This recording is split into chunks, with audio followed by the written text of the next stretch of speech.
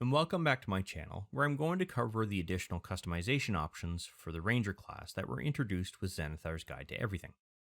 As stated before, D&D is a role-playing game, and the overall idea is that while you are playing your character, you're taking on their persona and acting as they essentially would. The customizations we will be covering in this video will allow you to enhance your playing experience for the Ranger class by giving you additional avenues to customize your character and provide more detail about them. And D&D does this in a very prompt-friendly way by providing you some examples that you can make use of directly through tables, or use them to creatively come up with your own ideas. The Ranger's customizations include things like View of the World, Homeland, and Sworn Enemy. With the introduction of Xanathar's Guide to Everything, there is now some new tables that provide these examples and potential points of inspiration that you could use to add these details to your character. And the easiest way to gain access to these is simply to open up the classes sheet, go to the class specific to your character, and pop open the Xanathar's Guide to Everything version of that particular class. Right on that class sheet will be all of the tables that you need to access. And the first customization you can add to your character is how they perceive the world, or as the table states it, their view of the world. The idea is to provide your character an opinion on how they see people in relation to the wilderness areas the Ranger is sworn to protect, or sworn to protect people from. This is something that will heavily tie into your means of role-playing the character, because almost every campaign will have a town or location with a larger population that your character might have to interact with, thus giving you a way to define how your character would react in those situations. As an example, I once created a Ranger who felt that most people would not survive well on their own in the wilds, but he respected those few who knew how to protect themselves outside of city walls. As a result, was far more likely to interact with those NPCs than those of the city. And just to be clear, he did not dislike people in cities, but felt he had no way to relate to them based on the lifestyle they had selected, so he chose not to.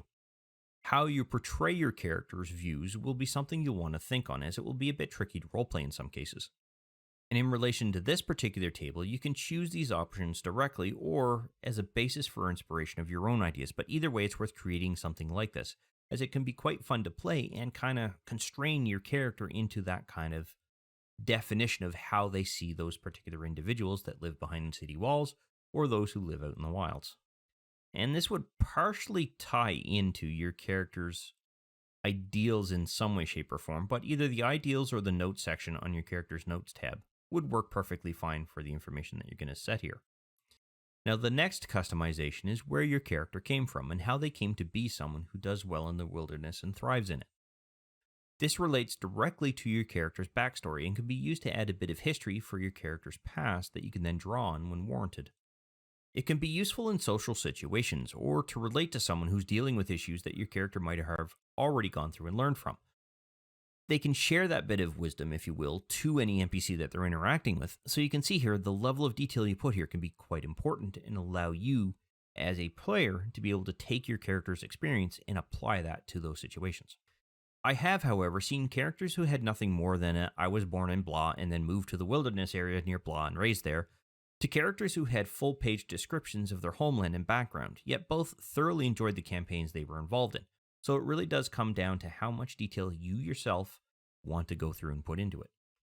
Once again, these can be used directly for their examples, or you can actually go through and use them to create your own inspired background and history in relation to where your character came from, things like that.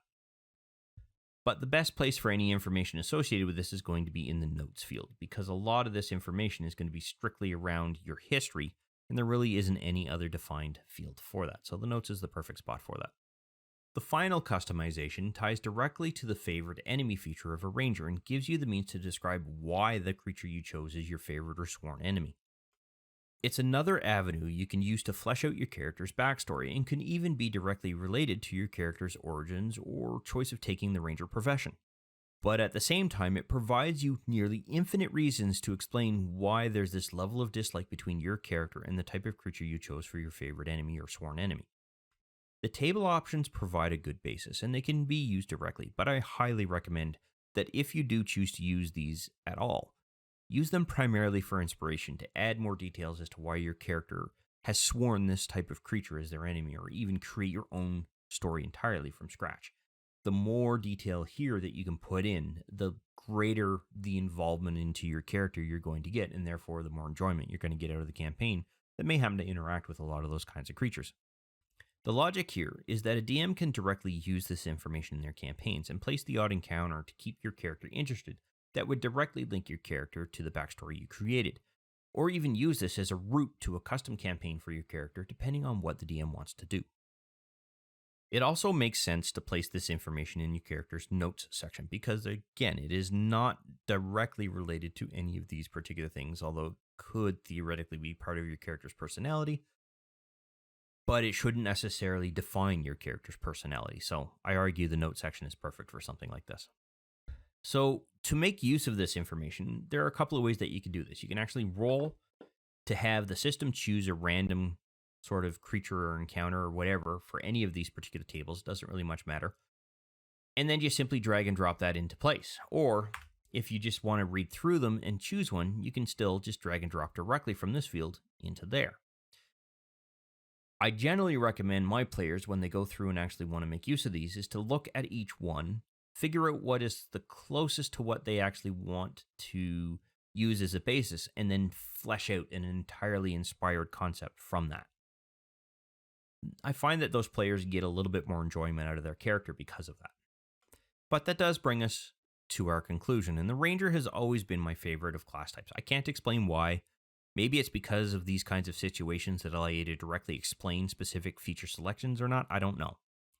But these tables give me an avenue to make use of some of my creativity and give details about my character's past and root them into specific events of my own creation, or that might have happened in the world that the character is adventuring in if I chose to go that way.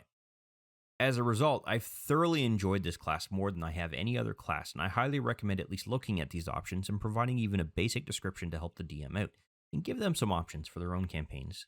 That way they can incorporate your own ideas into it a little bit better, therefore allowing you to enjoy it even more.